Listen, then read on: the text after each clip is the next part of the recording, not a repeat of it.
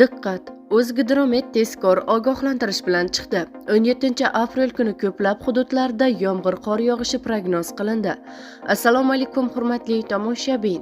Tezkor yangiliklardan birinchilardan bo'lib xabardor bo'lishni istasangiz, videomiz ostida bir dona like va podpisatsiya tugmachasini bosib qo'yishni unutmang. O'zgidromet ertaga 17 aprel kuni qanday ob-havo bo'lishini prognoz qildi. Unga ko'ra Toshkent shahrida yomg'ir yog'adi, momaqaldiroq bo'lishi mumkin. Harorat kechasi 9-11 daraja, kunduzi 14-16 daraja bo'ladi.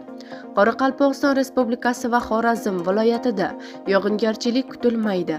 Harorat kechasi 5-10 daraja, kunduzi 12-17 daraja bo'ladi. Buxoro va Navoiy viloyatlarida yog'ingarchilik kutilmaydi.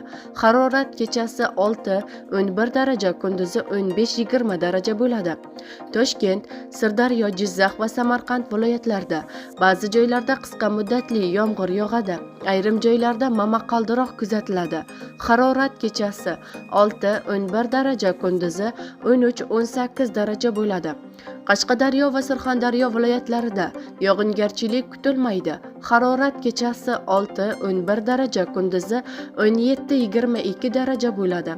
Andijon, Namangan, Farg'ona viloyatlarida ba'zi joylarda qisqa muddatli yomg'ir yog'adi. Ayrim joylarda momaqaldiroq kuzatiladi.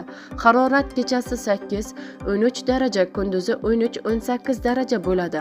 Respublikaning tog' oldi va tog'li hududlarida esa havo o'zgaruvchan bo'ladi. Vaqti bilan yomg'ir yog'adi. Baland tog'li hududlarda qorga aylanishi mumkin. Sel suv toshqini hodisalari yuzaga kelishi mumkin.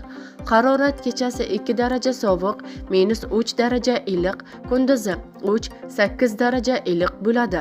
Muhim hodisalar: 16-17 aprelda respublikaning ko'pchilik viloyatlarida yomg'ir yog'adi, ba'zi joylarda kuchli bo'ladi. Momaqaldiroq kuzatilishi mumkin. Respublikaning baland tog'li hududlarida yomg'ir qorga aylanishi kutilmoqda, deyiladi xabarda.